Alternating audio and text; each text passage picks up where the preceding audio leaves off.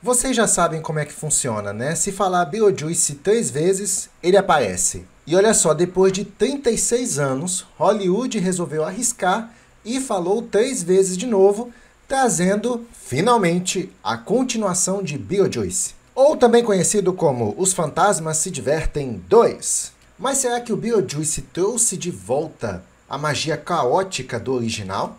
Ou foi mais um flop? Hoje vamos investigar esse filme e descobrir as referências, os acertos, os erros e, claro, se ele merecia mesmo sair do túmulo. Lançado em 2024, Beetlejuice marca o retorno de Tim Burton ao universo excêntrico que ele criou lá atrás, em 1988. O filme traz de volta os personagens icônicos e introduz novas figuras, buscando equilibrar nostalgia e inovação. Para resumir, a história gira em torno de Lydia, que é a Winona Ryder, enfrentando desafios pessoais e profissionais enquanto Astrid, interpretado por Jenna Ortega, lida com questões de identidade e pertencimento. O filme explora temas de individualidade, isolamento e as complexidades das relações familiares, mantendo o humor negro que é uma característica do Tim Burton. Com relação à estética e direção, visualmente o filme mantém a estética gótica e peculiar que define o estilo de Burton. Cenários elaborados e efeitos práticos são utilizados para criar um mundo que é ao mesmo tempo familiar e novo. Com relação à parte visual, eu tenho que acrescentar que está bonito em relação ao primeiro filme, e eles também optaram por usar efeitos práticos mais do que CGI, e também ao invés de usar CGI, né, como é de praxe hoje em dia, eles optaram por usar as mesmas técnicas de 1988 para não ficar tão diferente do primeiro filme, como por exemplo as minhocas. Elas ainda são feitas em stop motion, um stop motion mais caprichado, mas eu achei isso interessante porque me manteve imerso no filme como se eu realmente estivesse assistindo uma continuação, já que a tecnologia evoluiu bastante. Com relação à crítica do filme, as opiniões sobre o filme foram mistas. Enquanto alguns críticos elogiam a capacidade de Tim Burton de revisitar o seu estilo distintivo e único, e a atuação de Winona Ryder como Lydia, outros apontam para uma narrativa sobrecarregada e desenvolvimento superficial de personagens. Ou seja, seria tipo aquele filme com vários subtramas e falta de profundidade emocional. Agora, com relação à minha opinião, rapaz, esse filme demorou bastante para sair. Foram aproximadamente 36 anos para ter a continuação. E é engraçado porque lá atrás ele se tornou um clássico cult. O Beetlejuice 1 ele custou 15 milhões para ser feito e faturou na época 74 milhões. Mas esse aqui, quanto foi que esse custou e quanto foi que ele faturou? O Beetlejuice 2. O Beetlejuice 2 custou 99 milhões de dólares, bem superior, e faturou incríveis 403 milhões de dólares na escala global. Caramba, mas será que esse filme é tudo isso mesmo? Olha, eu vou começar falando dos personagens. Primeiro nós temos a Lydia, interpretada pela Winona Ryder. Ela tá excelente no papel, a Winona Ryder tá bem mais velha aqui, lembrando que ela era adolescente no primeiro filme, faz tempo pra caramba, mas como já é uma mulher mais experiente, uma atriz mais experiente, ela manda muito bem no papel como Lydia, e tá bem mais carismática. Nós temos a Jenna Ortega no filme, a famosa Jenna Ortega que interpretou a Wandinha na série da Netflix, que fez o maior sucesso com aquela dancinha. Já já eu falo sobre essa questão da dança da Jenna Ortega, mas olha só que interessante. A Jenna Ortega, que hoje é considerada a rainha do gótico, graças à interpretação dela de Wandinha na série dela, foi chamada também para participar desse filme, junto com Winona Ryder, que também foi a rainha gótica na época dela. Isso é um crossover bem interessante. Assim, antes de continuar, eu preciso avisar que eu só assisti ou soube da existência dos filmes do Beetlejuice por causa dessa continuação aqui. Aí eu, rapaz, é a continuação de um filme antigo. Aí como tava a Jenna Ortega no filme, eu pensei, não, vou assistir o Beetlejuice 1 e depois eu assisto esse aqui. Mas não só a Jenna Ortega, como tem um outro elenco de peso, né? Que já vamos falar já. Mas uma coisa que eu devo informar também para a nova geração que conhece a Jenna Ortega, saibam que ela não foi a primeira rainha do gótico.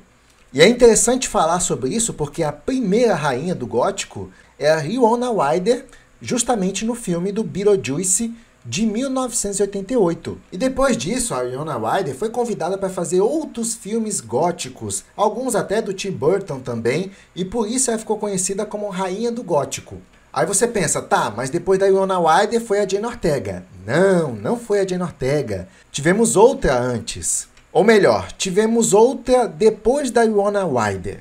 Não podemos esquecer da Christina Ricci, que também começou interpretando a Wandinha na família Addams de 1991. A Christina Ricci também fez um baita sucesso, foi chamada para fazer outros filmes góticos também, como Gasparzinho, e por isso ela também ficou conhecida como a Rainha do Gótico. Eu achava essa menina muito linda. E aí sim, depois nós tivemos Jane Ortega, que se destacou também interpretando a Wandinha da família Addams na série da Netflix. Por isso é muito interessante esse encontro de gerações no mesmo filme. Aqui a Jane Ortega, ela interpreta a Astrid, que é a filha da Lídia. E a princípio a Astrid, personagem da Jane Ortega, eu não vejo nada demais. Ela não é tão gótica quanto a mãe. Na verdade, ela é uma típica adolescente frustrada. E eu diria que ela até tem razão em ser frustrada, porque a mãe dela vive se mudando, ela tem que mudar junto, e ela acaba não se identificando em nenhum lugar. A princípio eu achei ela meio chatinha, mas ela tem razão nos aspectos que reclama.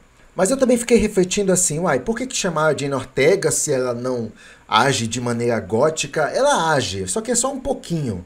Não me parece uma pessoa um tanto fora da curva. Só que tem uma cena que o Beetlejuice força todo mundo a cantar e dançar. E, meu amigo, nessa cena, a Jane Ortega arrasa mais uma vez. Eu não esperava ver a Jane Ortega dançando de novo, mas aqui ela dança. E ela manda muito bem na dança, ela dança com a vontade, ela faz umas expressões assim que são únicas. E os movimentos do corpo dela, não sei de onde é que ela tira esses movimentos, mas são, como eu posso dizer, excêntricos. Inclusive, essa cena da dança acontece no final e, pra mim, é a melhor cena do filme. Agora vamos pro Beetlejuice, interpretado pelo Michael Keaton. Bom, como eu disse no vídeo anterior, foi uma surpresa para mim descobrir que o Beetlejuice era interpretado pelo cara que interpretou o Batman clássico, o Batman B10. E aqui ele é um personagem todo excêntrico, cômico. E eu vou te dizer uma coisa, apesar de ter passado muitos anos, o Michael Keaton tá mandando muito bem na interpretação. Eu achei esse Beetlejuice até mais carismático que o anterior. E sabe o que é engraçado? O Michael Keaton aqui, ele tá bem mais velho, bem mais maduro, mas não é um problema, porque o Beetlejuice, ele sempre teve 1 quilo de maquiagem na cara. Então você mal vai perceber as rugas do Michael Keaton. Isso é muito importante, afinal de contas, o Beetlejuice, ele é um fantasma, e fantasma não envelhece. O mesmo eu não posso dizer dos personagens anteriores lá, interpretado pelo Alec Baldwin e Geena Davis. Lembra daquele casal de fantasma do primeiro filme? E que foram muito importantes para a trama girar e tal? Então, esses personagens não estão nesse filme. E ótimo que não estão. Porque o Alec Baldwin e a Geena Davis estão bem velhinhos, e como eles eram fantasma, não fazia sentido trazer esses atores de volta, até porque fantasmas não envelhecem. Então fica subentendido que aquele casal do primeiro filme encontrou o seu caminho no além. E é por isso que eles não aparecem nesse filme. Eu achei uma sábia decisão. E temos a atriz Katharina O'Hara, que interpreta a mãe da Lídia, na verdade a madrasta da Lídia, mãe biológica ela não é. Mas aqui, nesse filme, eu achei a Katharina O'Hara um pouco deslocada. Não deram muitas funções para ela, sabe? Já no primeiro filme do Beetlejuice, a Katharina O'Hara fez toda a diferença. Temos também o grande ator Willem Dafoe, que ele interpreta um detetive do além. Muitos disseram que acharam esse personagem engraçado, mas eu vou ser sincero, eu não achei muito não. Até porque eu acho que a parte da comédia não é muito a pegada do Willem Dafoe. E por último, e menos importante, você já vai entender por quê, nós temos a personagem que é a ex-noiva do Beetlejuice, interpretada pela lindíssima Monica Bellucci. Essa Monica Bellucci pensa numa mulher gata. A primeira vez que eu vi ela foi no filme Matrix Reloaded e eu me apaixonei. Pensa numa mulher bonita. Mas aqui no Beetlejuice 2 ela já está um pouquinho mais velha, bem mais madura, mas continua bonita. E ela, logo no começo do filme, aparenta ser a vilã, a grande vilã do filme. E que vilã, que presença! A mulher já chega chegando, absorvendo a energia vital de alguns fantasmas, demonstrando ser uma grande ameaça. Eu já achei bem interessante essa personagem logo no começo, justamente pela presença dela. Sabe aquele vilão que tem presença? É o caso dela. Só que eu vou te falar uma coisa, que decepção. Não vai ter jeito, eu vou ter que falar um spoiler aqui, porque veja bem, ela é a vilã que aparece logo no começo do filme, caçando o Beetlejuice, porque ela quer se vingar dele. E a gente acompanha essa vilã caçando o Beetlejuice no mundo do além e tacando o terror. E também tudo deixa a entender que no mundo do além ela é bem temida. Só que no final, quando ela finalmente encontra o Beetlejuice, ela é derrotada de uma maneira mais rápida e simples que eu já vi. Sabe, é inacreditável, é por isso que alguns críticos falaram que faltou profundidade em alguns personagens. Na personagem da Mônica Bellucci, com certeza faltou. Cara, pra quê? A mulher não serviu pra nada no final. Foi bem decepcionante a personagem dela. Toda uma expectativa criada de que ela seria uma grande ameaça e ela não foi nada. Cara, bem decepcionante, uma personagem bem mal aproveitada, desperdiçada. E também eu não posso deixar de falar do ator Jeff Jones, que fez o pai da Lydia no primeiro filme. Aqui, nesse filme, Beetlejuice 2, ele não aparece. Ou melhor, ele aparece, só que, como eu posso dizer, da cintura para baixo. O rosto dele em si não aparece. Ou seja, realmente o ator não aparece nesse filme, ele só aparece como uma espécie de morto lá, só metade do corpo. Mas por que o ator, de fato, não participou do filme? Olha que era um ator muito promissor nos anos 80, 90, fez outros filmes que também viraram clássicos, mas lá nos anos 2000, ele se envolveu em um escândalo por possuir material, como posso dizer, infantil em seu computador, se é que você me entende. E por causa disso ele foi condenado, preso, e isso sujou muito a imagem dele em Hollywood. E provavelmente por isso também ele não foi chamado para participar dessa continuação. Mas na verdade o personagem dele até aparece no filme, mas não por inteiro. Quem assistiu sabe bem do que eu estou falando. E com relação à história do filme, eu não achei a história tão bacana quanto o primeiro. No primeiro filme nós temos uma história redondinha. Aqui, nem tanto. Mas eu tenho que elogiar a ideia de que o Beetlejuice ele poderia vir dessa vez e se transformar em um fantasma do bem. Só que não, eles mantiveram o Beetlejuice como um fantasma do mal, aproveitador, egoísta. E eu achei bacana eles manterem a essência do personagem, sabe? E não seguir para esse caminho clichê de que, antigamente ele era do mal, mas hoje ele é bonzinho. Mas sabe o que foi que eu senti no filme e me incomodou um pouco? Faltou a ousadia de tentar entregar uma coisa melhor que o primeiro. Porque eu senti, e na verdade eles até declararam isso, que este filme não tinha a intenção de ser superior ao primeiro, mas sim de trazer uma nostalgia e tal, o que eu acho um erro, tá bom?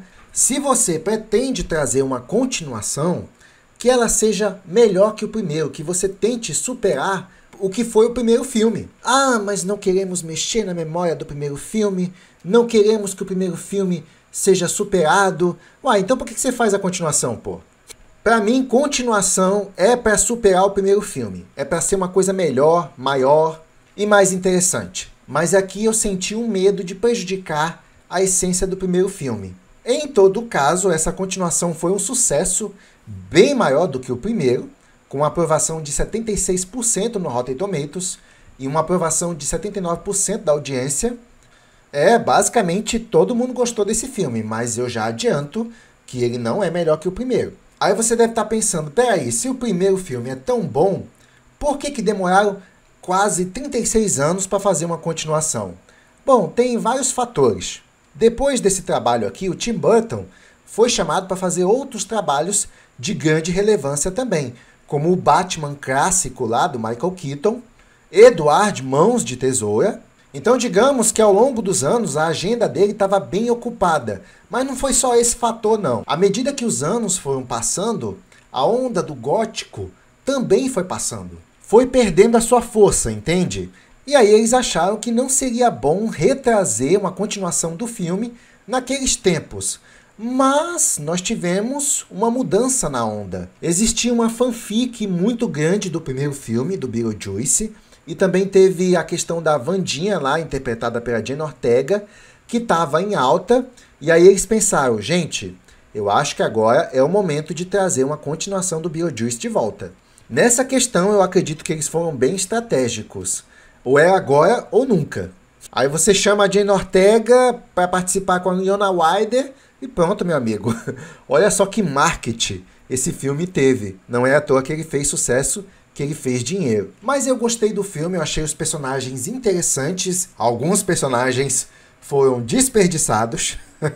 E gostei também da dança final do filme, que é quando também a Winona Ryder manda muito bem na interpretação, cantando. Ela está sendo obrigada a cantar, mas as caretas que ela faz é engraçada. Com certeza a interpretação da Winona Ryder está bem melhor nesse filme em relação de quando ela estava iniciando a carreira no Beetlejuice 1.